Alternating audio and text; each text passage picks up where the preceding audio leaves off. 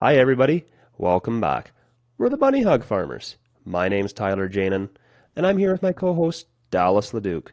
We're very excited to be back. We're having a lot of fun doing these.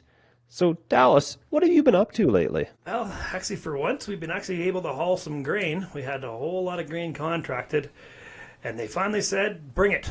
So, of course, we go from minus 35 to plus 5, and we have about one good day of hauling, and then right into muck and mud and salty, slushy, awful roads. So, but the account says haul, so and my wife says haul, so we're hauling. Well, you always got to keep the boss happy at home, right? Have you been stuck at all, or is there still enough frost in the ground? You're sinking, but it's still holding you up yet? Yeah, that's exactly right. We're still sinking. We're still driving on frost, but most of the trucks got four-way lockers, so you can pretty well swim with them. Just then you just make a mess. But no, that we've been able to keep rolling, so that's been good. And I think we only got this time 9,000 bushels of canola to go, and then another 10 of durum and 10 of peas. So, and then but get that done, then we're going to be full blown into getting ready for spring seeding because the drills need work, and it's time to get on that job because in my part of the world, we warm up so early and so soon.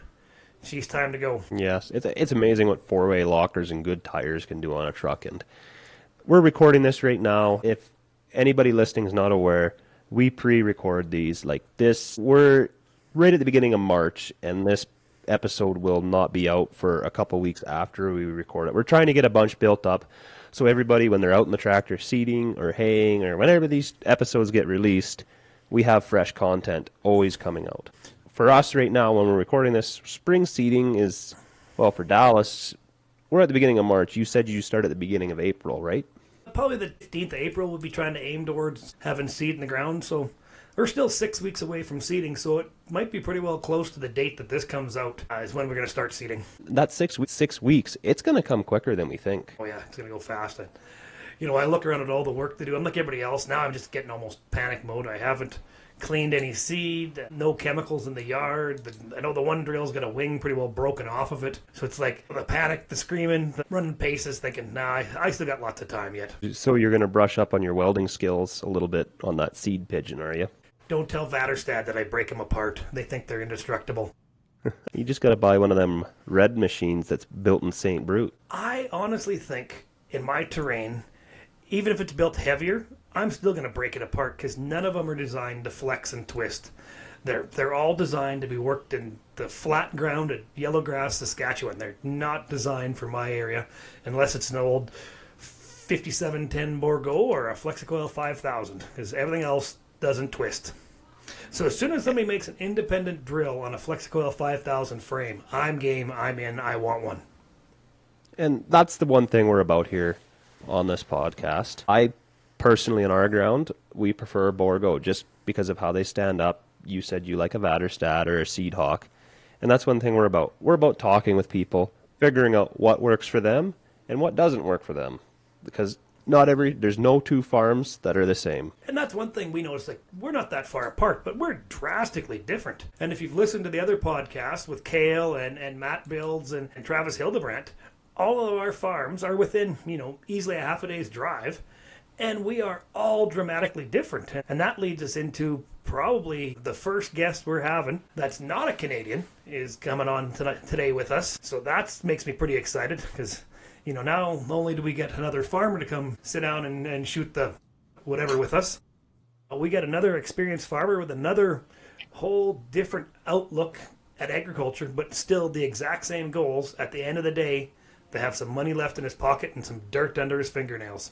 Hey everybody, I'd like to introduce Tanner Millang. How you doing today, Tanner? I'm good. You'll have to excuse me. I chugged a bottle of maple syrup to be ready for this, so I got the jitters. That's good. Already taking a stab at the Canadians. Yeah. If you don't know, Tanner Millang is the Tanner Talk on TikTok, and he is, I think, the very first person I ever followed on TikTok. Tanner's content is unique and great, and his history and knowledge of big buds and a lot of antique tractors and antique tractor manufacturers is just jaw-dropping, and it's entertaining and a whole boatload of fun to watch his stuff. Appreciate it. I always just kind of decided I was going to take the stance that sometimes it's fun to just let whatever comes in my head come out. So I'm just as surprised as everybody else at what I say. Oh, yeah, it's all good. Because, and then we'll dive into it a little bit here. I don't know a whole lot of family history on your farming side or how many generations you've been at it, or maybe you and your dad are the first generations. No, I would be fourth generation farm. I farm right next to the Canadian border. I'm not so Canadian where I love maple syrup, but I do enjoy pancakes. Like, you guys go right up to the border? Like, you could walk across no man's land and you're in Manitoba? I live so close, if I drank enough the night before, I could probably pee off my front porch and hit Canada. Because actually, looking at the map, we are actually geographically not that far apart. I think I looked at one time there, we're under 200 miles as the crow flies. Like, you're damn nearly a neighbor. Careful where you aim that thing. You're talking to Tyler, and I don't think I'm that far away from Tyler. No, you're very close to me. You're actually closer to me than I am to Dallas. And Dallas and I are co-hosts on this show. So, but the whole point of this is just to talk about agriculture. Just like we're all sitting around the table having a beer, just, shooting the shit. Just, because, we're not sponsored. We just want to talk about agriculture and talk about some of the important things in agriculture. And just drink beer. And drink beer. Well, actually, I got a good old-fashioned Canadian Crush It made right here in Saskatchewan. I'm just drinking a Busch Light like every Midwestern farmer ever. I got some whiskey. We'll leave it at that. There's one man of class in this joint. Thank you. Thank you very much. So, Tanner, did you want to dive into your family history a little bit and how your farm came to be and how it's made it to the fourth generation? So, I'm not huge on my own family lineage, which is kind of an oxymoron, but so my family settled here before the Dust Bowl. You can still it's kind of cool, from the dirty 30s, some of the fence lines that we farm around still are raised from all the dirt that collected during the Dust Bowl. Where my farm is currently sitting, and then one other chunk of ground we have, or homesteaded, and then I am fourth generation, behind my dad, obviously, and then I also farm with a guy, I call him my uncle, but he actually married into the family. We all three farm together. My dad is semi-retired, and I think the other guy is also getting close to that point. I've got family that are tied in directly with Steiger. I've got family that are tied in directly with Versatile. Unfortunately for me, even though I'm such a big fan of Big Blood, nobody tied in with Big Blood. I just, a couple of guys around the area had them, and I just grew up seeing them, and once I kind of got to figure out what they were, I started loving them. We are a grain farm, strictly grain farm. My uncle got out of cows 7 or 8 years ago, and we got out roughly 6 years now. I'm going to be honest, when you first get out, you kind of miss it. But, January comes along and it's 30 below with 20, 30 mile an hour winds, and you look out the window and you go, you know what? It's a great day to be doing paperwork. Oh, yeah, because that's, even today, Dad couldn't make it out early, and I got the text, you got to run out there, and, 141K is getting close, and, and that's when, we only got 11 cows, from the high, but they're Dad's edibles, so they're our pets and stuff, so we went and checked on them and thinking the same thing. No, I don't think I'm going to miss these when they're gone, but they're a great way to keep my daughter involved in agriculture because, if we don't have the next generation eyeing it up, then I'm doing and Dad's doing all this work for nothing. Yeah.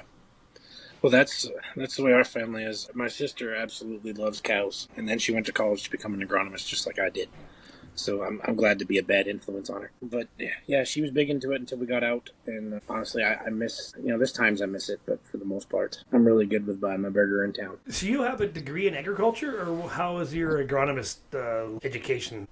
I have 3 degrees, and if extracurricular activities counted, I would have at least 4 or 5. So I went to a trade school in Wapita, North Dakota, NDSCS, North Dakota State College of Science, which I always thought was kind of a goofy name for a trade school, but their mascot is a wildcat. So the unofficial motto is once a wildcat, always an alcoholic, and we embodied that. I got my major in drinking and my minor in bad decisions and women. And then they gave me a degree when I left. I went 1 year for machining because I wanted to build race engines and do that sort of stuff. And then I took a year off, worked in the oil field, and decided that wasn't for me. And opportunity came to come back to the farm, but I had to go to college.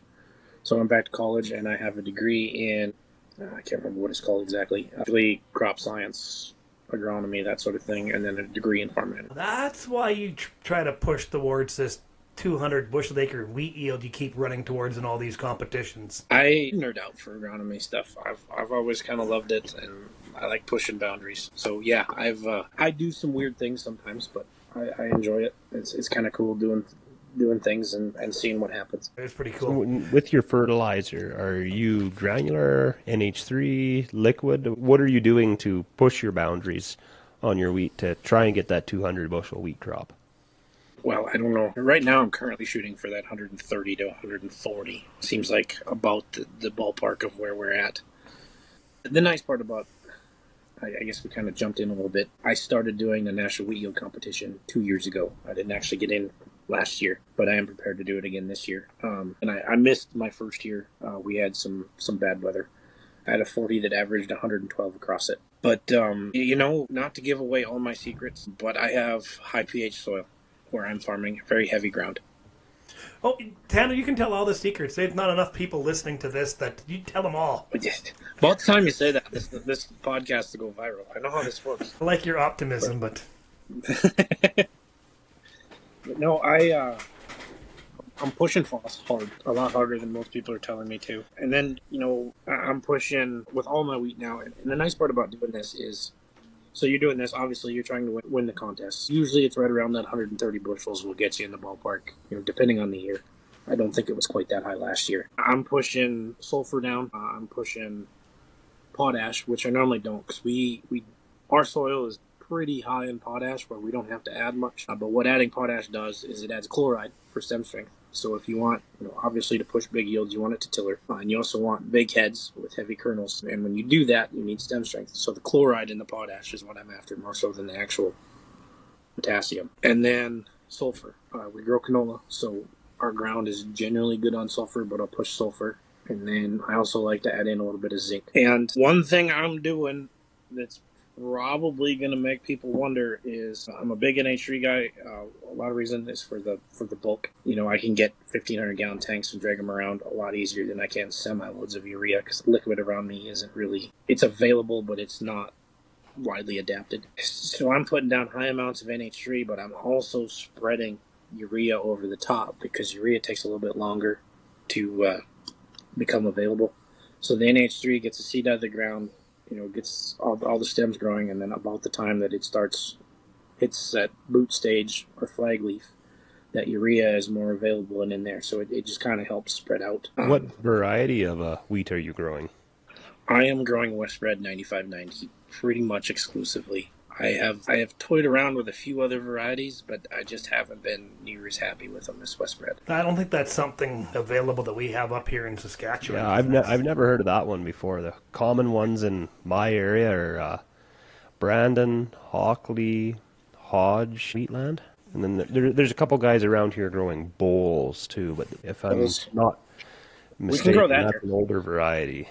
So are you guys kind of like us? So like here in North Dakota, every state has a different land-grant college, but here in North Dakota, NDSU will breed different varieties and make them available. And usually, like I said, they'll name them after towns or counties or things of that nature. Are you guys kind of the same situation there? A little bit. I grow like an Ardale peas, and so they were kind of bred, and I think they were multiplied up near Ardale, Saskatchewan. I think that's how they got their name to it. So sort of, but I mean, I know the technology trades back and forth lots, and I know I was talking with Tony Faster the other day, and his wheat variety was also a West bred variety, and there must be several different varieties under that brand name, I guess, eh? They were coming out with another one. There was 4, and I think they're coming out with another 1, possibly 2. Because my rep did tell me that I could get my hands on some. I think this coming year. I'll have to call him.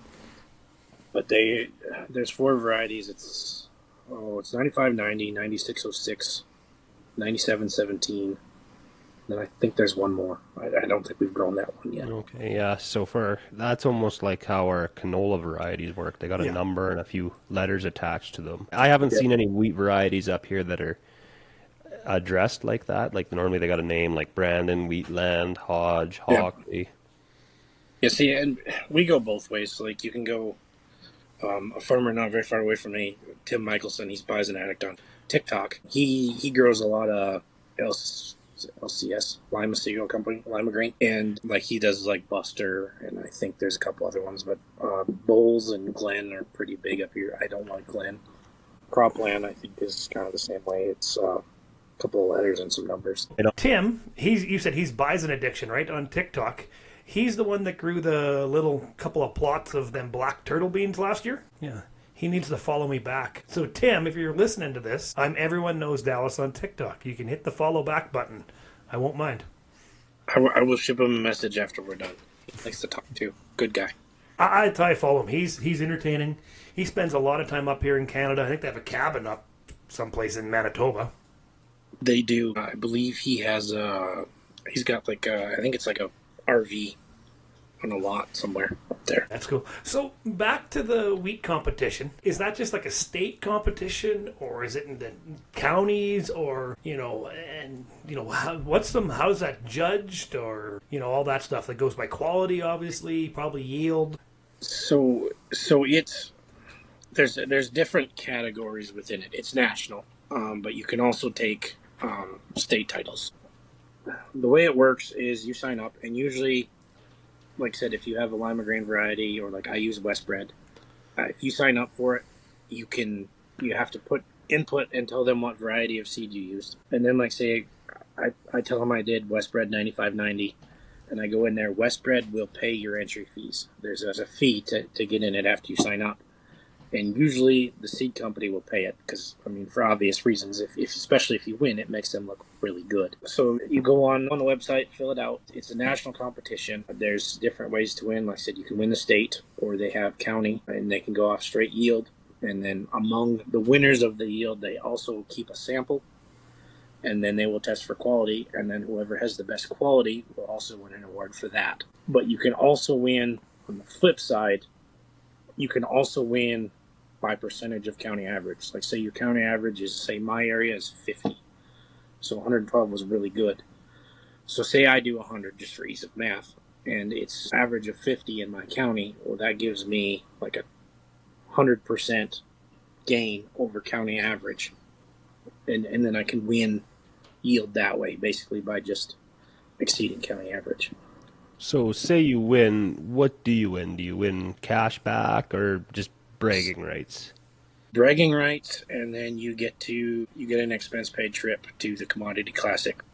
No. So is that a hard red spring wheat you're growing, or is it a white wheat? Hard red spring wheat, yep. And in case you're wondering, I didn't make it to Commodity Classics, obviously, but next year, I believe in late February, San Antonio, Texas. So, Tanner, I plan on going, so you may as well win a trip and join me. Yeah, I plan on West Bread paying my way there if I can do anything about it. We'll see. And if you win and I'm going, maybe we'll even take Tyler too. I'll have to ask the wife. Tell her you're going to greener pastures, and you're not even kidding. It's still green down there. Oh yeah, all the time. So is anybody just get into trouble going down there? No, I'll get into trouble. He'll get me out of jail. So anybody else in your county or area in them competitions, or you're kind of trend setting there?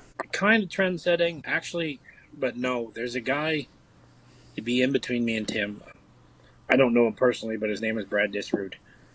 He actually was the guy who won national. He'd be about 30, 40 miles away from me, not that far away from Tim. He won the national the first year I did it. I think it was like 129.97 bushels. But other than that, I don't really know anybody. There was one gal outside of Bottineau that did it, and I think she got state honors with like, I think she was like a 91 something with, I don't even remember what kind of wheat it was. So it's getting to be more. And like I said, what I like about it is you go down there, they also do the same thing with corn and soybeans. But the wheat, you still got, you have guys like me that want to win it, but it's still, you're not just growing a little patch and tending to it like it's your baby. You're growing a field and then picking your best spot and entering that into the competition. So is there a certain amount of acres you got to have for it, or is it 1 acre? It is 1.5 acres or better.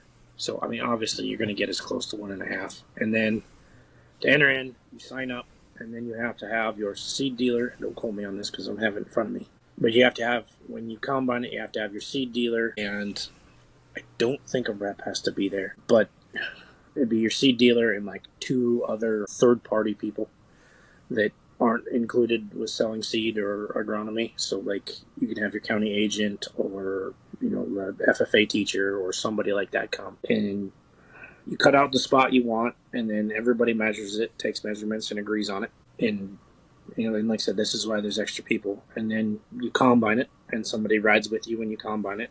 You put it in a truck. One of them rides with you. You take it to the elevator, get your certified scale ticket from the elevator, dump it, just like you would normally. And then when you dump it, they'll take a sample. And I don't know how big it is, maybe like a Ziploc baggie. And like I said, somebody who's done it is probably going to watch this and tell me I'm wrong. And that's fair.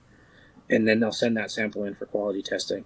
And then you base your yield on your elevator scale ticket, and then the area that you've met. And obviously this has to be dry land. You can't be irrigating on that or nothing like that. There's two categories. There is dry land and there is irrigated. But yes, I would be dry land in my area. No irrigation around there? There's some, but I don't know if it's a lot of it. It's not common. There's no irrigation in my area, just because if there was irrigation, it would pack the dirt like concrete. Is your dirt much the same way? Yes. There is some if you get down around like the roulette area, but they're a lot lighter dirt. They're sand. Yeah, I would say more closer to Winnipeg, correct? Well, yeah, no, that would be... Yeah, that makes sense. There's lots of irrigation over towards Winnipeg from where I am. And like I said, there's a few pivots, but it's very, very light ground over that way. Okay. So shifting gears here a little bit, getting away from growing massive wheat yields, you said that you're fairly knowledgeable in big buds. So what drew you to the big buds to have such a great interest in them, and not owning one, but loving them? Yeah, I know entirely too much for somebody who doesn't own one yet. It's coming eventually, I hope. So basically, we've never owned one on our farm ever, but we were in enough of the prairie area where they were around, not common, but around. Actually, growing up, a lot of people referred to them as white tombstones because a lot of big bud tractors bankrupted farms in the 80s. But there was a guy around me by the name of Mark Glintz. And like I said, this is all hearsay, I don't know for certain, but he was trying to get a seeding record. And he had, I can't remember if it was 3 or 4 buds. He had Mama Bud, Papa Bud, and Baby Bud. And I think the Baby Bud was a 525.50. And then they went up to 700 some. And then he was actually the same guy that those of you who know Big Bud, he built the 950.50 that's now down in Texas. But I don't think he ever technically completed it. He sold it back to Ron Harmon, and Ron Harmon figured it out because what the problem they were having is they took the axles out and they put 100,000 pound axles in it. And I think they did transmission, and then they put a big QSK Cummins in it. And they were having problems. I can't remember if it was with the driveline or the transmission, but they couldn't keep it together. Well, that's a ridiculous amount of horsepower you're trying to stick to the ground. I'm amazed that anytime you start breaking that 700 horsepower, you can hold anything together. But yeah, that's a lot of power. They probably said the same thing in the late 70s, early 80s when Big Bud came out, because you got to hand it to them, because 500 horse back then was an astronomical amount. When you're talking a lot of 250 to maybe 300 horsepower tractors. So they were really trendsetters. 525 horse would have been just astronomically large. Well, then you have to look at, at that time, if your big tractor was 250, 300 horse, your 500 horsepower tractor had almost nothing to pull. And I know over there at Frigstead Manufacturing in Shaunavon, they built some big cultivators just specifically for the guys, and they were shipping them south mainly for the big buds. And they pulled them right past Versatile's plant, and Versatile didn't have anything that would pull them at the time. So maybe the reason that Versatile come up with Big Roy, which is just that's on my bucket list tractors to see in the old Versatile Museum in Austin there. You've seen it, Tyler, that Big Roy, that... Yeah, I've seen it a couple times. When they just recently restored it here, probably about 5 years ago now, and they had it at the Manitoba Egg Days in Brandon. I seen it when it was freshly restored, and yep. It was quite something. They actually, in the dash, they have the old tube-style TV, and anybody's old enough to remember that, where there's that giant box on the back of your TV, There was nobody but one guy that was like 90 years old in Manitoba. They tracked this guy down, and I'm pretty sure he was on the verge of retirement, or if not retired, and just happened to have enough pieces laying around to rebuild this TV that sits in the dash so you can see the implement behind you. Because if anybody doesn't know what Big Roy is, it's an 8-wheel drive articulated tractor, and the engine is behind the cab, and so you can't really see the implement behind you unless the wings are sticking way out. I would have thought it would have been really interesting to see if tractors went that way, but there was only ever one built, and it never did come into production, I guess. But it is an interesting piece to Austin there when they have their Thresherman's reunion. Fun fact, there was 3 built. There was 3 of them built. 1 complete. This breaking news. We need that ding, ding, ding, ding, breaking news. There was 3 big boys built. 1 completed. There was 1 about 70% and 1 frame that they scrapped when they got rid of the idea. The reason why it never went into production and they never sold it was the design. It's, for those of you who don't know, he said it's 8-wheel drive on 4 axles, so 30.5, 32 tires, all in a line. So the front half had 2 axles and the back half had 2 axles, all driven. And it was a great design. It pulled like crazy.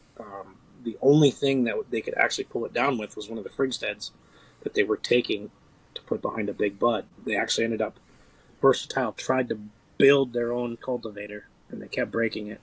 So finally they bought a Frigstead, and they could actually pull it down with that. But the problem is that configuration was far too much compaction. So it never actually went into production for that reason. Well, and part of the thing, one of the old boys that helped restore it, he told me, yeah, you need about 10 headlands to be able to turn this thing around at the end of the field.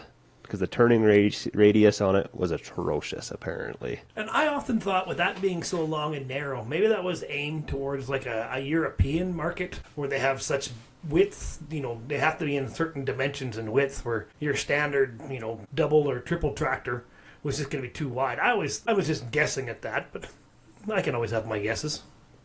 It was aimed towards Steiger and Big Bud were absolutely obliterating Versatile. And at the time, Versatile had like 70% of the four-wheel drive market. So they were night and day over everybody. But Versatile's claim to fame, I guess I wouldn't say it's that they're not a good tractor, because they definitely are. But they're cheap, no-frills horsepower. They weren't adding in anything extra. I mean, you got an articulating frame, a motor, a transmission, axles, and if you ordered the right version, you even got air conditioning. But they were just cheap, no frills, and that's why they had the market. A smaller farmer could go out and buy a brand new four-wheel drive Versatile tractor for a very, very reasonable price. And basically, what happened was Steiger started playing with the Steiger Tigers and getting into that 450, 500 horsepower market to compete with Bud. And obviously, Bud, they had a few small frames, but most of them were that 5 to 650 horse, other than obviously the 747. So when they designed Big Roy, CEO, it's been a while since I've looked into the story. One of the guys in charge decided that Versatile needed to play in that park, and he actually designed a whole team. Just basically gave them a KTA 1150 and told them build a tractor, and that's what they came up with. Which obviously is one of the most unique tractor designs. I'm glad one of them 3 did survive, and it's managed to kick around. With restoration and stuff, that tractor should last, thousands, hundreds of years for sure, if we keep going that far, and agriculture will always continue. So it's just neat to have such a big piece of our past and Canadian past where, that's Versatile is a, tried and honored Canadian tradition of tractors, where your Steiger, that's your North Dakota tractors, and then you go down Montana, that's Big Bud country. So at least we have one claim to fame. And, well, I'm lucky here in Saskatchewan. We had Frigstead, which turned into Flexicoil, which turned into Case, which turned into New Holland. And I have no idea what it is now. CNH. CNH? Yeah. It does make me laugh, though. I'll be going up to Saskatoon, and that CNH plant up there is still producing planters like crazy. And basically every time you drive between Regina and Saskatoon on number 11 going south, there's always a truck hauling a planter, which there's hardly any planters in Saskatchewan, but we make them and we ship them south. Canadians know better than those corn and bean farmers in the United States, apparently. And that's part of the reason that Tyler and I, we talked about this podcast, is there's some amazing podcast guys and amazing content creators down in the States. But they talk mainly solely about corn and beans and row crop and not a lot of and we all enjoy listening to their content, and they're great guys and great creators, but it doesn't apply to us up here. And so we got thinking, well, let's make one that we talk about, like Tyler and I grow our crops, you grow your crops, but our crops, I mean, you touch the Canadian border. You can't be any more Canadian without actually voting for Trudeau. Wow, let's calm down.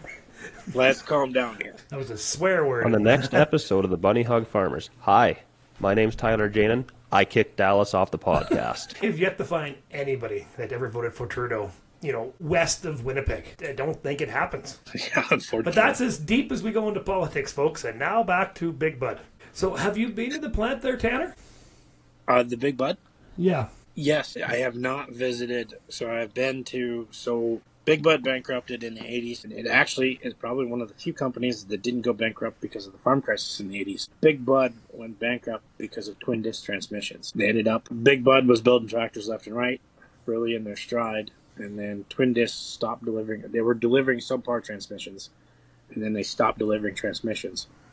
So Ron had went and taken out an operating note from a bank somewhere, high interest, and then he had all these tractors built waiting on transmissions, and twin disc never delivered. And by the time that they finally did start delivering, a lot of the farmers that had ordered these tractors had backed out, causing bankruptcy. He did try to sue them, but it didn't work. So after that, Ron went through that. Then he worked for the case dealer for many years. And then he started moonlighting, selling equipment, maybe redoing a few buds. And eventually that turned into a big equipment company in Havre, Montana. And where he's still at. And I have been there. I've sat down and talked with Ron. I've sat down and talked with the salesmen, some of the people.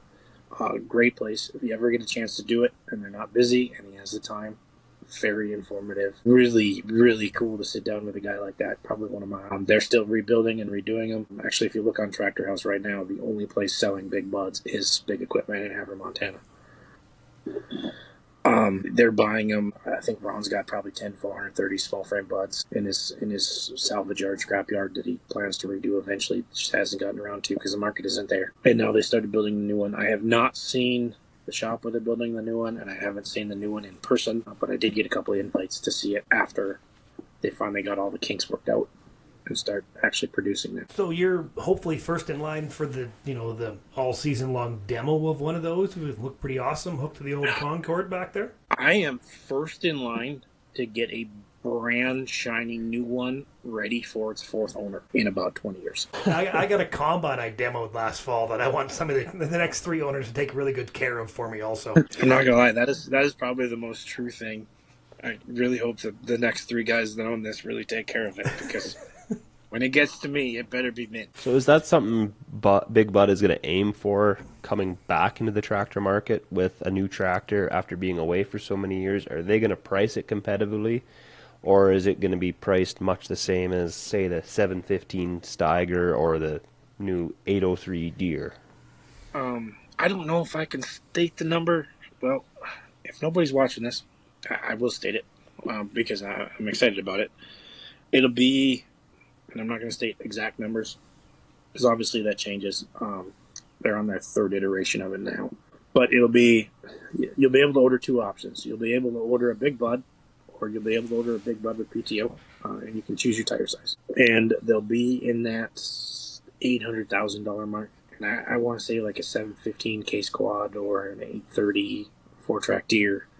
You're looking at that 1.2, 1.3 million. So they're going to be very competitive. And personally, for me, they're going to be built almost, they're kind of a cross between Series 3 Big Buds, which would be the ones that everybody knows because they made the most of them. Like Welkers have their 650. And then the Series 4 Buds, which is what this prototype looked like to begin with. So they're kind of taking kind of the best designs out of all of the series and kind of meshing them together. And I think I can justify that money, at least personally. I can justify that money a lot more than I could justify $1.3 million for, say, an 830 horse John Deere quad, just simply because in 20 years that big bud is still going to be trigger dirt. Oh yeah, and you know, I know they're sticking to the fact of putting metal. We're just need to put metal. You know, we're not going to put a bunch of plastic on it and then bolt on a bunch of weights. You may as well have metal fenders and designed heavy, extra heavy, because last thing I want to build them is light, and then just hang weights on them to stick them to the ground. And oh yeah. Well, no, one of Bud's philosophies has always been that you don't need to add weights because they put the weight right in the frame where it belongs, so you can put it down to the ground a lot better. They hold right around that 100 pounds per horsepower to get it to the ground. And like I said, there's times when, like say, the old Versatiles, the good tractors, but a little light in the loafers, you can get in the field sooner with a Versatile than you can a Bud. This new one's not going to be much of an exception because you need that weight to put the power down. But Big Bud, they were designed from the start, basically, with the intention to be able to rework and refab them and keep them current. You can change out the hydraulics, you can change out the transmissions, the motors, axles, whatever you need. Big Bud at its core has never, truthfully, honestly, been a tractor company. They've been a fab shop that sent out tractors. That is one unique thing with Big Bud. They've kind of always been there for the farmer versus no other tractor company that's still in existence that I know of anyway has gone that direction where they're, well, we're going to make this so a farmer can look after it, and if he's capable of doing it, we'll never see this tractor back here again. Yep. And 90% of the Big Buds that were produced until Big Bud's bankruptcy are still, if they're not able to be worked in the field, they're still usable. You know, you get into the Series 1s right after they started reworking Wagners and stuff like that. They're pretty crude. I mean, good tractors, but very crude. A lot of people don't want to actually use them, but the Series 3 and the Series 4s, you know, there's a few, like there was one that got hit by a train and a few that have been through fires and things of that aren't usable anymore. But for the most part, they're still all going, which I think, if you want to talk about going green and caring about the environment, 45-year-old tractor is still running up and down the field. Oh yeah, and pulling big implements. I seen a video there on there one time where they were describing on certain ones of them where the whole motor and the radiator and all that assembly was on a skid unit. You opened up the hood, undid, you know, half a dozen wiring harnesses and a drive line and a fuel line and a few other lines, and you just dragged the skid right out the front, and you could have a brand new skid power plant and slide her back in. You could repower your Big Bud in probably an afternoon. Yep. And the new ones are being built the same way. They're going back to basically the same skid style as what was in the Series 2. If you look down the front of this new Bud, basically you can see the rear axle. It's wide open underneath the cab for this skid. So theoretically, like if you have a motor out and they get where there's dealers or somebody that's big into Bud, you could haul the tractor into their shop. They could unbolt all the lines, slide it out, slide the new one in, hook everything back up, and you could drive it back onto the trailer, haul it to wherever you're going, and start using it again. And that could be an option for some of the, you know, as agriculture grows, some larger farms. If you're running half a dozen or a dozen Big Buds, new Big Buds, you know, maybe you'd have a spare tractor, or maybe you just have a spare bullet sitting in the corner, just ready to slap in a new motor, because stuff happens fast. And Tanner, you said family involved with the Versatile and Steiger. I myself have seen video or an article written on that two-wheel drive Steiger. I know nothing besides what I read there, but I think you know way more about this, don't you? Yes. Actually, this is probably one of my favorite corporate stories out of all of them. So this was back in the early 80s. Steiger was just coming out. Can't help but notice Dallas calls it Steiger. Just throwing that out there. Steiger. So back in the early 80s, Versatile was redesigning their four-wheel drive to the 1000 series. And John Deere was coming out with, I believe it was the 30 or 40 series. I don't remember now. So Steiger was going from their older style to the new style, which is actually pretty much the same style as what Case is selling now. But they were running into some hiccups, and they just couldn't get it right when they weren't happy. And back in those days, you know, we didn't have social media and things of that nature. So a lot of times, if you hit the market first, you were going to get the sales. The guys who were looking for a tractor, looking for the newest and best, if you hit the market first, they were going to buy from you. And Steiger knew this. Well, John Deere was coming out with these new tractors, and John Deere had a release date that was before Steiger was going to be ready to release their new tractors. So they got a couple of engineers up in the office. Said, we need to do something about this. So they went down on the floor, on the shop, on the factory at Steiger, and they took a motor and an axle and told them to build a tractor and a frame. So they built, I think they called them the Jaguars, if I remember correctly. They built multiple, one for sure, I believe it was multiple. There's nothing special about them. They just took a front axle that they could get somewhere, took a hood and revamped it, took a cab, and they just made this Frankenstein conglomeration of a tractor. If you look it up on Google, there's a few pictures of it. You know, it's an acquired taste. It wasn't meant to look good. It wasn't even meant to work good. It just had to work. And they rushed it within a few weeks. So they loaded these two-wheel drive tractors, and they took them down to Waterloo, Iowa. And there was a few customers they had from some of their dealers that were right on the main road where some of the John Deere executives drove going to work. And what they did is they hooked cultivators or seeders or whatever they did to them and talked to these farmers that were customers of theirs and rented their fields right along these main roads. And every morning they would be out there working these fields, and then every night after 5 o'clock they would be out there working these fields. So when these CEOs and these people in John Deere were driving by, they would see these. And what it did, it was absolute genius espionage. John Deere got so scared seeing these two-wheel drive Steiger tractors. They were so worried that if Steiger had time to be developing big, high-horse, two-wheel drive tractors, John Deere was behind. They scrapped their release date and went back to refining these tractors because they were worried that they were going to be so far behind, which then gave Steiger time to come out with their new tractors, and then the Jaguars eventually ended up getting scrapped, I believe. Like I said, they were never meant for production. There was no, they were prototypes technically, but they were never meant for production. Very few of them made. I believe they got scrapped afterwards. The entire purpose of these two-wheel drive tractors was just to do exactly what they did, and when it worked, Steiger got out first, Steiger got the sales, and it pushed them along until the 80s eventually got them. But it's so genius. I've seen pictures of them, and for me, there's a Saskatchewan boy here. I reference that to them two big Honeybee tractors that the Greg and whatever his brother at Honeybee Manufacturing at Frontier built years ago with massive, and they actually restored one of them. I think they still have them both. That's the great thing is I think they've restored them both, actually. I've seen them at Farm Progress before. They might have restored them. I know one was still on the farm. The first one they restored, that was at Honeybee headquarters is that in Saskatchewan? Yep, Frontier. Yep.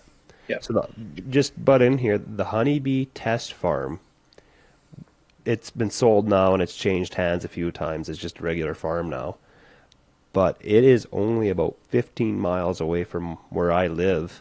My best friend lived right next door to that Honeybee farm, and he can remember when they'd be out with those two-wheel drive Honeybee tractors farming away. That's up by Mooseman, okay. Yeah, it's right by me. It'd be more closer to Kelso is where it was at one time. Because I still have my Honeybee header. I've ran to Frontier several times for parts, and someday I should do a tour. Or if Greg Honey or any of the Honeybee owners there want to come on this podcast, we're looking for more guests all the time. Shameless plug. I believe Greg Honey is still farming because I believe he's running an X9 now, and Honeybee built him, I believe, is a 50 or 60 foot header for the front of it. So I believe he's still going. There's a guy who follows me on TikTok. It's Jake Nelson. K. Nelson. I'm not sorry if he's listening and I butchered his voice. He works for him. Okay. Seems like a really great guy. I should reach out to him and tell him that you guys want to meet his boss. Well, actually, I kind of boss, but Honeybee itself is, I know so little of that history besides what I've just seen on the few videos. It is just a marvelous story in itself, to how they can come from designing swathers to building a couple of them tractors just to, say they can produce their tractor, then into, all the straight cut headers. And for quite a few years, especially on the swather side, on the SP swather side, dominating the swather market, and then, updating to the Airflex and then the NXT Airflex, which I had the honor of running one couple years ago, which is a marvelous header. The MacDon is a little better for my short crop terrain, but man, if I had taller crop and I wanted to shave the ground, that's what I want.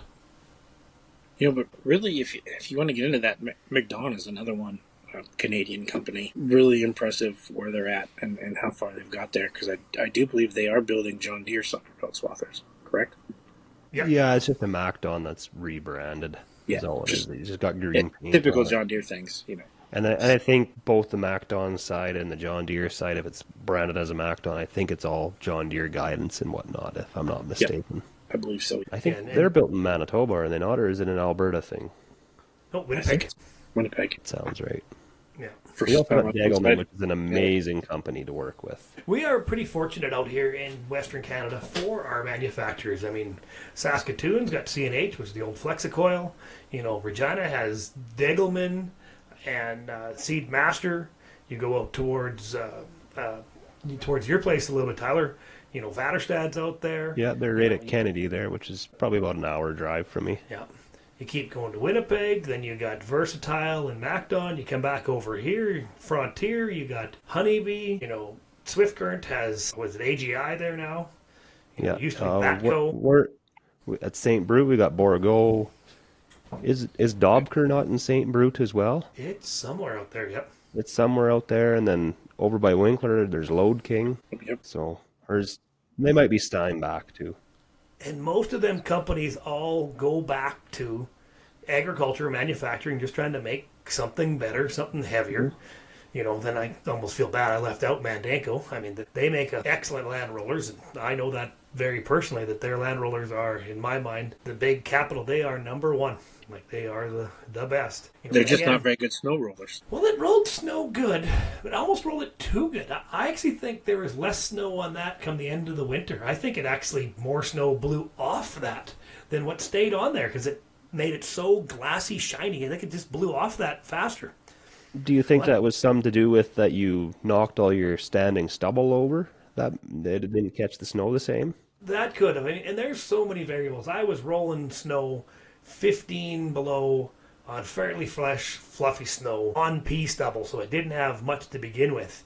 But it gets too hot, and I was afraid it'd stick to the roller. But I honestly, that made that world's most famous 9280 struggle pulling that 112-foot roller in the snow. Like, it was that's more roller than that tractor ever wanted. That is a lot of roller, just in general. Yeah.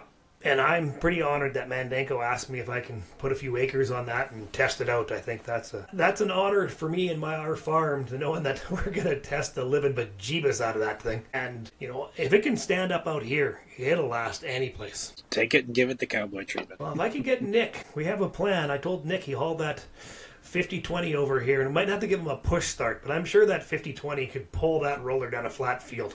Downhill? Downhill, maybe. Well, once a roller is in momentum on flat, it doesn't take a lot. But when you're trying to compress snow with it, it took a lot. If we get that hooked to Nick's tractor, we won't turn.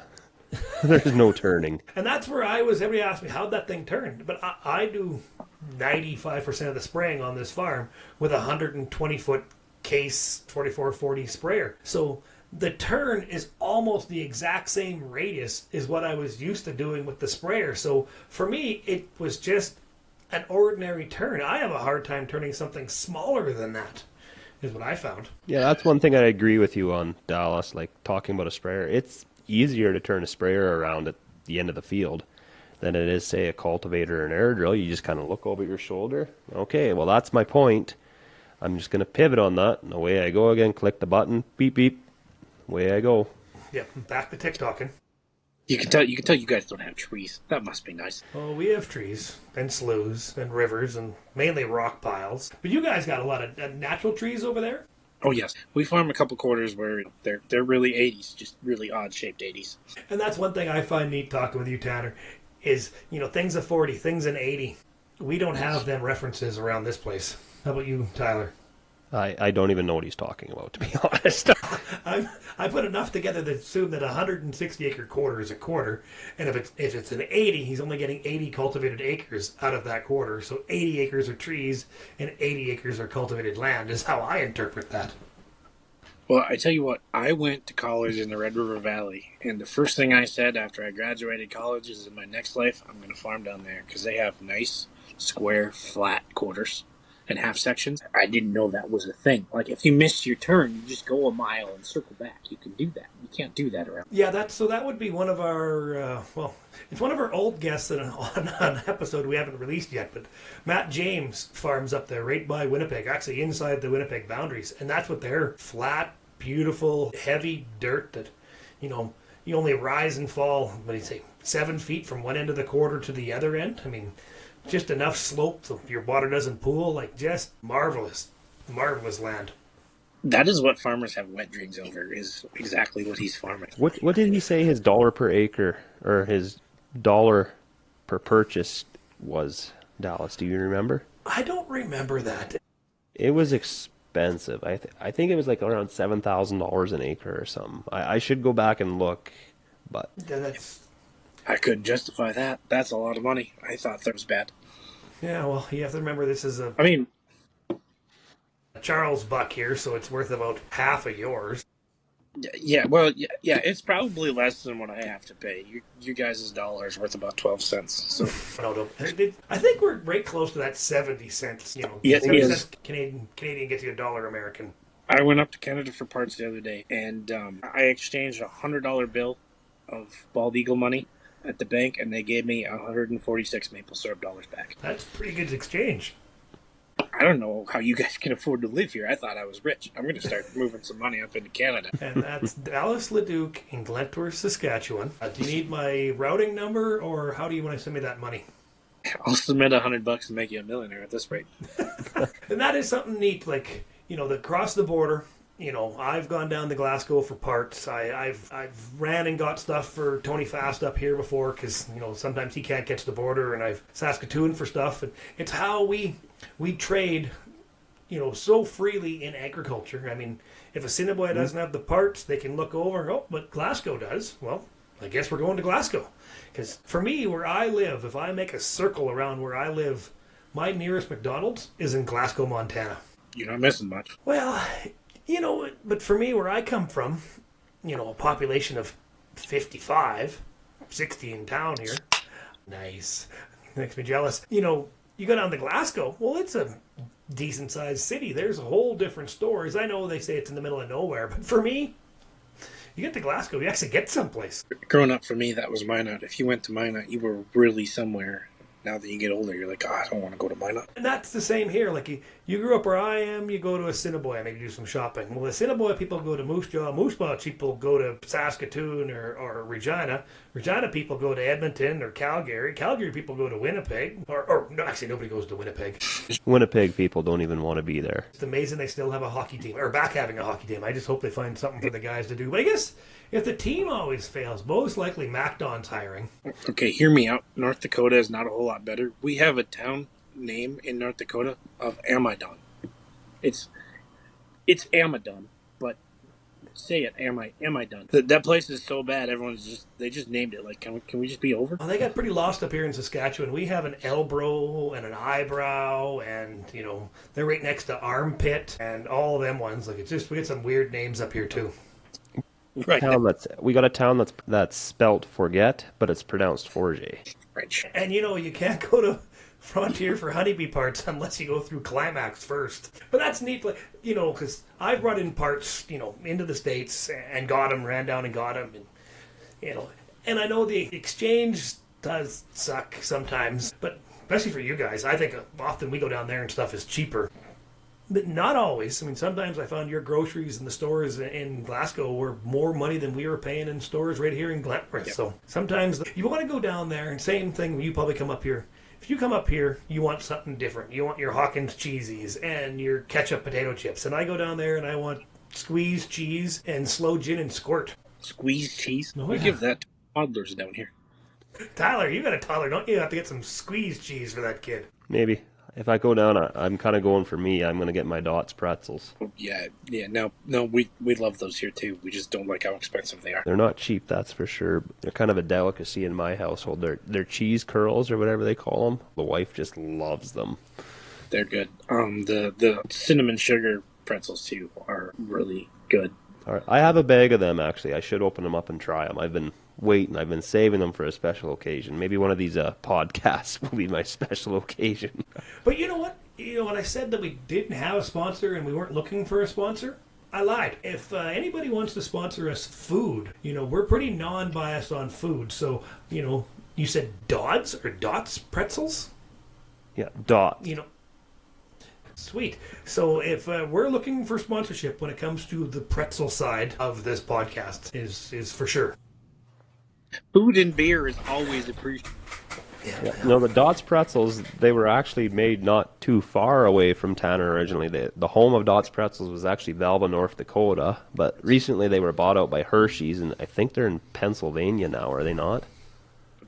I believe that's right. It was a big blow to Velva, because Velva's not a very big town, so it really hurt when she sold out, and then they moved production, which as soon as they announced she sold out, you knew it was coming. It was just a matter of time. Now, I hope I get my paperwork done so I can go down to the States, because, man, now I'm craving a pretzel like you wouldn't believe. Make sure you buy more than one bag. They got about a dozen different flavors.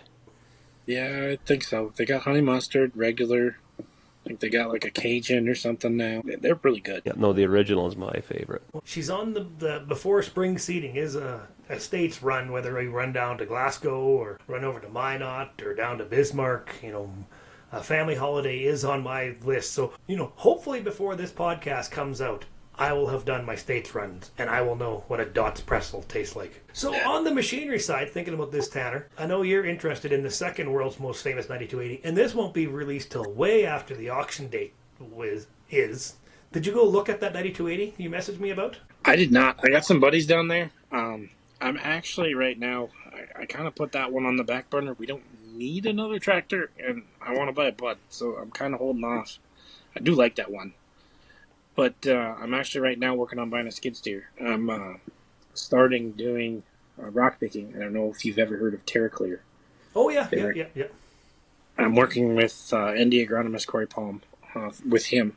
He's got a drone. Well, he does agronomy, but he's got a drone business where he sprays. He does a lot of like government contract stuff for waterways and things like that, but he will do fields. And then in the fall and the spring, when he can't spray, he does his TerraClear. He flies these fields and it takes pictures. And then they've got an AI system that it submits all these pictures into this system, and they map out the rocks. And they've got this bucket that you put on a skid steer. You drive around it, it tells you where all the rocks are to pick them up. So I'm buying a skid steer to work into that. I'm starting a little side project on it.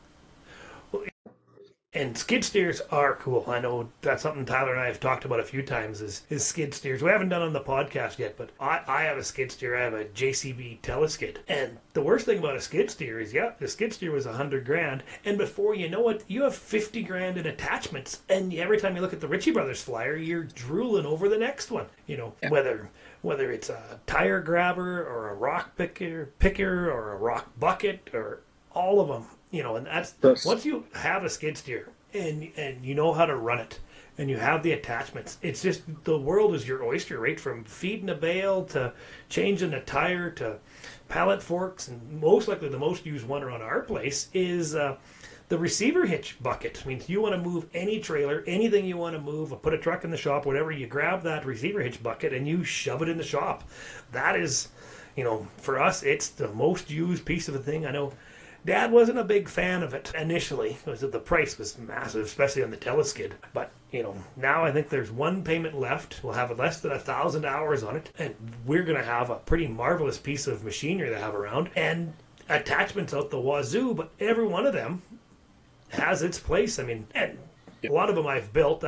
My education is a bit of a background in production line welding, so... or quite a bit of production line welding, so building things is, in my mind, fun. I have more fun sometimes building something than I do using it.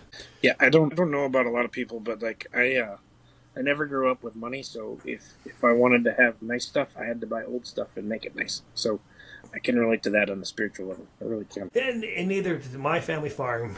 As you've seen in many of my videos, we do not farm in a very productive part of the world. It's a family farm, and we've bought here and we've stayed here. But I don't go very far away, and you're into way better dirt. But I guess, for me and the generation I'm in, I'm staying here. This is home. But yeah, you found your niche and you're good at it. Yep. Oh yeah, and if anybody watches my video and buys land around me, they are silly. They have something wrong. But yeah, oh yeah. So that's the problem is you buy one skid steer and one attachment, and before you know it, you have a 1/4 mile of attachments lined up there. Yeah, I don't know if you guys get the Industrious America stuff on auction. I don't know where they came from. I don't know where they produce stuff. I think it just kind of shows up out of thin air on auction sites. But yeah, I'm very afraid of buying a skid steer for that reason.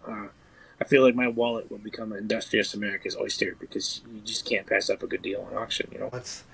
I can say this now because this podcast is 6 weeks away, and maybe by then Dad will know. But yeah, I have another bucket I got to go pick up. I bought a ice scraping attachment that goes in the front because, man, the yard here, when it started to melt, we melted fast and the snow did leave and the ice ran away. But there's that few days there where the yard just turns into a death trap skating rink. And I absolutely hate slipping and falling. I don't know how many people that do, but I really don't. So any chance I could have to rip that ice up, I am.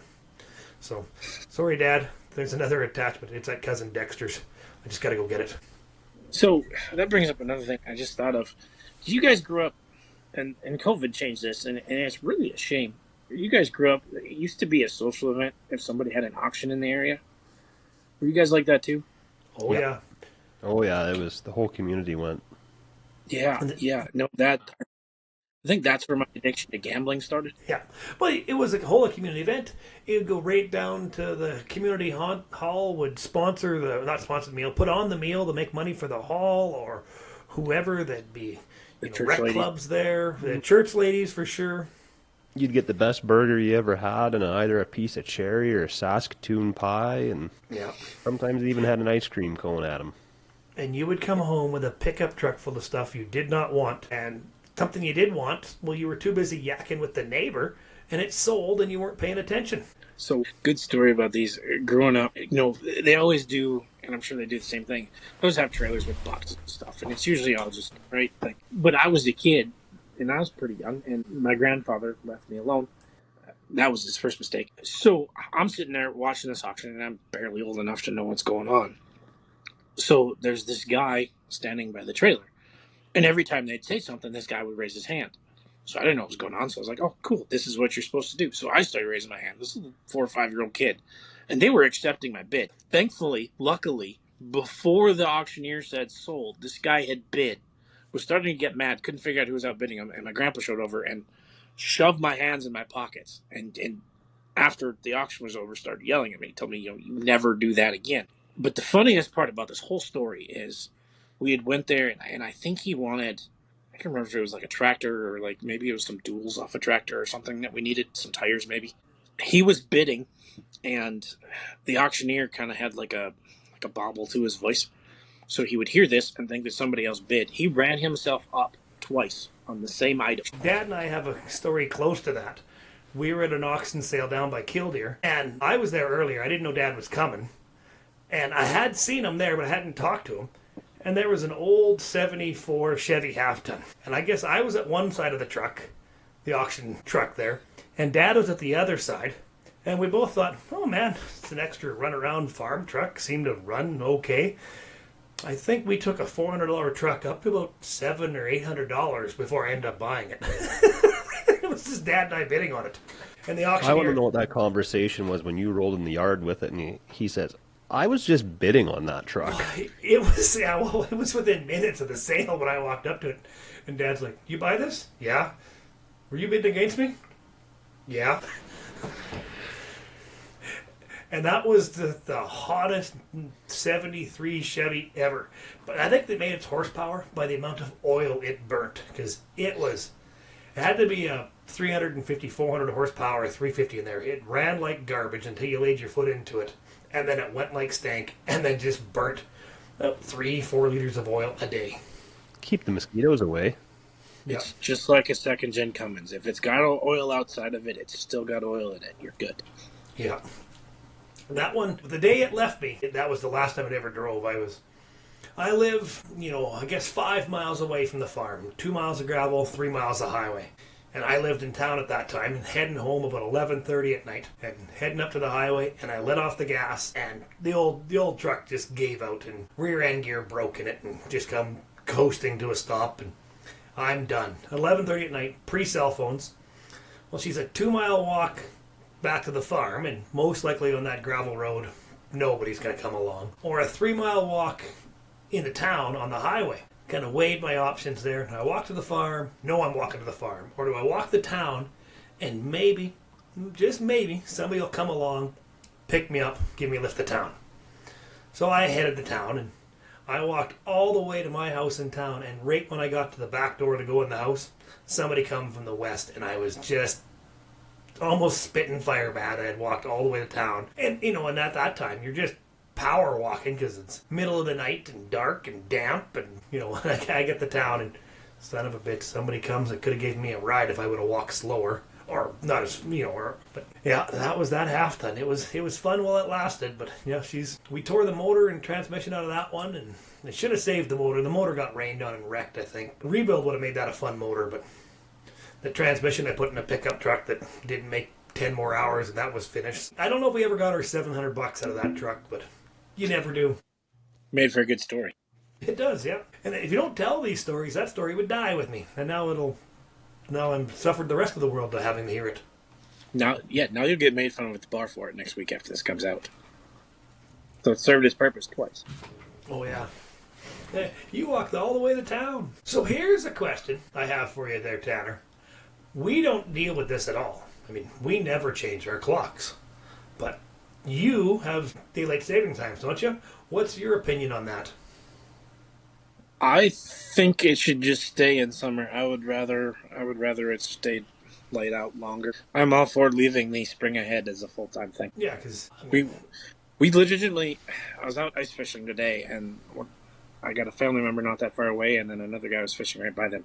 We had this conversation today, because that's coming up next weekend, on how nice these new pickups are, because you don't have to try to figure out how to change the clock twice a year. Because they'll just do it for you. But yeah, no, I'm not a fan of it. That is one of those things only the government could find to be a good idea. Yes, save the daylight. Yeah, because I think it's us, and I think it's Arizona, and there might be one other state that doesn't change time. Is there not a Canadian province that doesn't do it now? I thought Saskatchewan. Newfoundland or something decided they were going to do away with it. Maybe they were talking about it. I always figured we should be on the half hour like Newfoundland, just a half hour off of Alberta and a half hour off of Manitoba at all times. If they didn't change, because what happens when you make such a big time zone? Half the year we're in a massive time zone with Alberta, and the other half of the year we're in a massive time zone with Winnipeg. And I never know what I'm calling any of them places, whether I'm in the right time zone or not. It just, if they just didn't change, I'd be so much happier. Honestly, in the middle of summer, I don't know what day it is, what time it is, what month it is.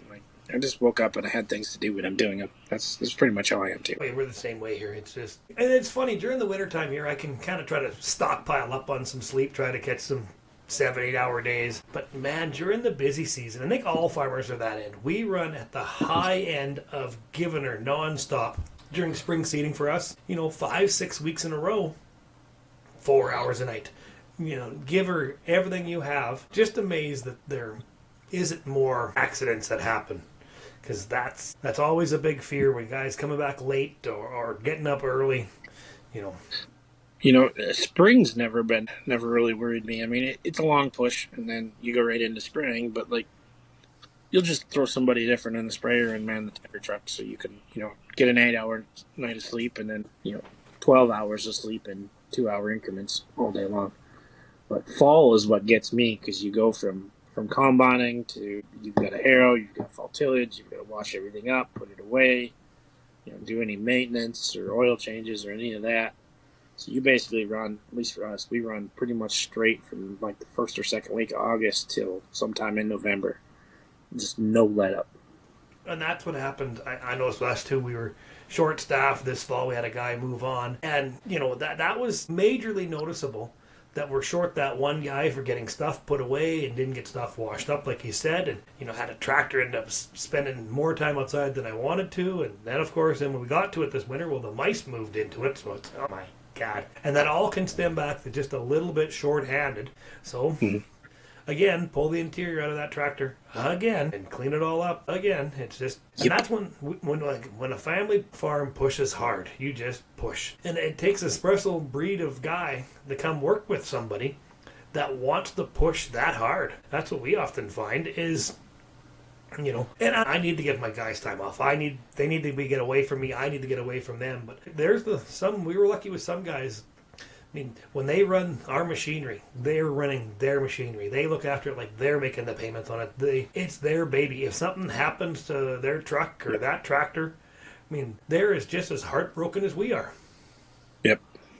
Yeah, that's what you want, and that's getting harder and harder to find. And I've come to the conclusion, if you don't come from Canada, or obviously the States too, you don't have that same. That's the experience we've had with the men coming from other countries over the years. They're really good at telling you what you want to hear, but once they get their residency, they got what they wanted to hear. They're out of here. Yeah. You really got to be careful on some of that. And I've heard mixed stories. Different guys have had different experiences, but I think what you're saying happens fairly regular. No, it's happened to us 4 times. So I'll just spend a little extra money and hire a good homegrown Canadian boy, and then we're usually pretty fine then. And that's one thing, like your farm there, you're just you and your dad, or and your uncle, I guess. Any hired men or seasonal guys help you out? We'd like to hire what we call winos. Basically what you do is you go to the local bar and throw out a net, and whoever lands in it gets to run the grain cart. I always thought running the grain cart is, especially for some farms, is one of the busiest jobs on the farm. And you have to be fairly smart to keep up the 2 or 3 combines and keeps truck loaded and going and not too overloaded. So it used to be my favorite job because it's the only job on the farm where you can take everything that they've beat into your head your entire life all season long and throw it out the window. You pretty much do whatever it takes to make sure the combines don't stop. And I always thought that was a good time until you're going across a field full bore and find a ditch that doesn't really agree with you, and you end up laying on the floorboards because you smacked your head into the steering wheel or something. But that's happened a few times. But I think everybody that's ran a grain cart's had that experience. Yeah, you should all run a 2-track cat on a grain cart for the experience of how nimble and agile and effing rough a 2-track tractor is on a grain cart. They are awesome for getting up to a combine, close, away from it, all up to a semi, great visibility, nice and short, and just so rough. You rattle them apart. I can believe it. Yeah, no thanks. No thanks. The turning's amazing, and then you want to get away from a header. I mean, you're just away. I mean, we're articulated tractor for the first half a second. We don't want to pull away from a header if you're too close. You actually hinge the grain cart in towards it for just a hair, and I'm a big fan of all tractors, but the 2-cat's awesome in some spots. I just need an air ride cab kit on ours, I think would really fix that up, but I've never found one for a 7C Challenger, so if somebody knows where there's one made, let me know, I'll put it on. While we're on the topic of grain carts, you see on social media how combine operators think they're so above the grain cart operator, always making fun of the grain cart operator. Everything's the grain cart operator's fault. On our farm, we try to do it where the grain cart operator, he's the field boss. He tells the combines where he wants them to go, the order he wants them in. He's the one that's got to try and keep everybody organized. So honestly, on our farm, being a grain cart operator isn't an easy job. We're the exact same. The grain cart guy, I went to school for custom harvesting. The grain cart guy runs the field. He tells the combine which way is the combine, which way the overlap, where I'm going to dump you, when I'm going to dump you. And I did that to my uncle years ago. I got to the north end of the field where he was cutting. And he's like, well, I only got half a hopper. I don't feel like dumping yet. So, okay, I left. And I left for like half an hour. I went and dumped the other combine. I got out and I talked to the truck driver. He was sitting there at the corner of the field just spitting fire because I didn't show up when he wanted me to. And then I explained to him, I was here. I had room for you. I wasn't going to be back right away. That's why I wanted you to dump here. So, then he realized when I pull up, you dump. But I hadn't, and we weren't, there was no weather. So let him spit fire. He got out and probably had a smoke, walked around or whatever. So we didn't really lose any productivity, maybe 5 acres less in the day. But sometimes you have to teach that lesson. And you did it with a smile on your face too, didn't you? A little one. And my uncle's a phenomenal machinery operator. So I was just honored to have him come down and combine. But just that one time, not too often a young buck like me teaches an old guy like my uncle a lesson or two, but that one time I could teach my uncle a lesson. One thing I have noticed, it is stressful with the low commodity prices and our high input prices, high fuel prices, high fertilizer prices. You know what, folks? It's stressful out there. And unless you know that there's help. There is help. Saskatchewan up here, there is wonderful programs called Saskag Matters. It's 1-800-667-4442. There's somebody there that can listen to you. You don't need to give their name, your name. They're not going to know their name. It's somebody to listen to you, somebody to help you talk you through this stuff, somebody to let you know that you're not alone in this. We're all in this together. And Saskag Matters and the mental wellness for Saskatchewan farm and ranchers is a huge sector that we're unutilizing, and there's so many people that should be here today. If they would have made a couple of calls, would be here today. So that's my little shameless plug, because you know what, at the end of the day, we all love agriculture, we all love farming, we all love what we're doing, but we all have families and we all have to get home to them. So, don't feel bad about having to call that number. I was at the curling rink the other day and I was mentioning this Saskag Matters. And I had a guy actually just curled against him. He told me a story in 2003 when BSE kicked in. He said, I didn't have enough energy to get out of bed. I didn't know how I was going to make my payments. I didn't know what we're going to do with the cattle herd. He went, the herd went to worthless overnight with BSE. He said, I couldn't get out of bed. I didn't know what to do. I called that number.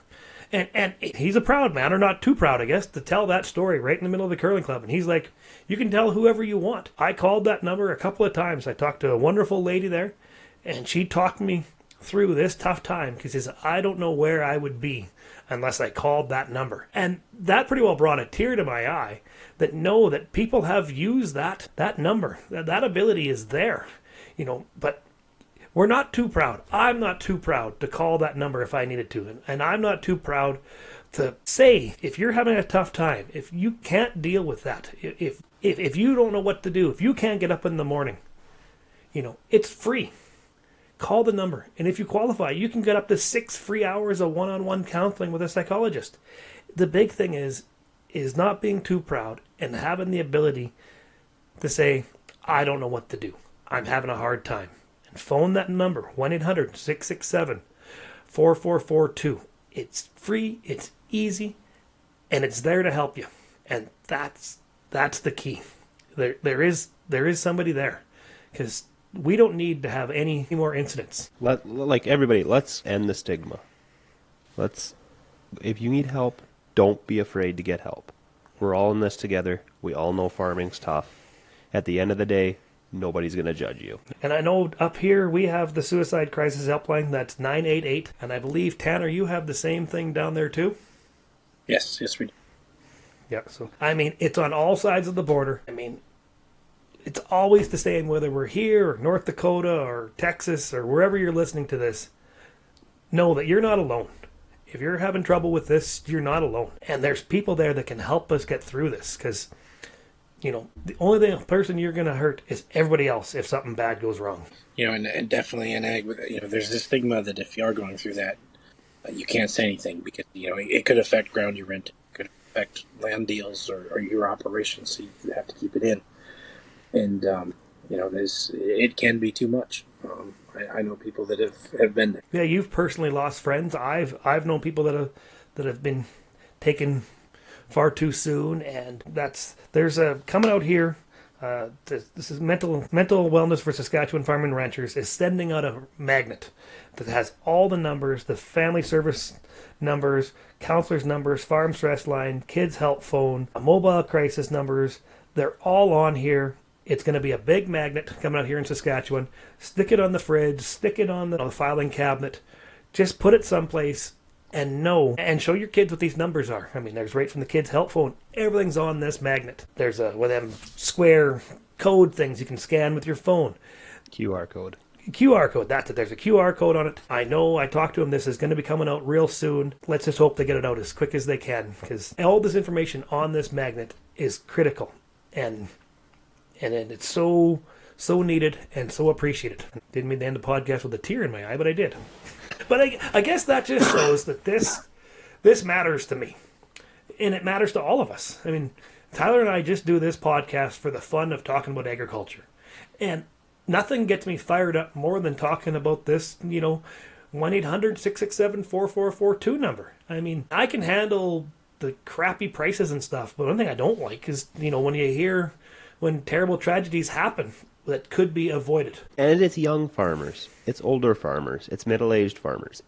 This affects everybody. Yes, it does. And it affects everybody in agriculture right from one end of this continent we're on to the other, is the best way to describe it, right from North Carolina to freaking Grand Prairie, Alberta. We're all in this together. This matters to me, and it matters to Tyler, and it matters to Tanner. It matters to all of us. That this is important, folks. I mean, just because we're big, tough farmers, we're not that big. We're not that tough. And we can't carry the whole weight of the world on our shoulders. There's help. But that's enough of that note. But thanks, folks, for listening. We were so honored to have our first out-of-country guest, to have Tanner Millang, the Tanner Talk on TikTok there. Excellent farmer from just touching the border. A friend of mine. Thank you, Tanner. I appreciate you coming on and playing with us the last hour and a half. I mean, it's been wonderful. Yeah, thanks for having me. Appreciate it. And I guess, folks, we are the Bunny Hug Farmers. And if you found this, you're on Spotify. And hopefully pretty soon, folks, we'll be on some other platforms. And we're going to go from there. But for now, we're just on Spotify, the Bunny Hug Farmers. Thanks. Appreciate you all listening. Be safe out there.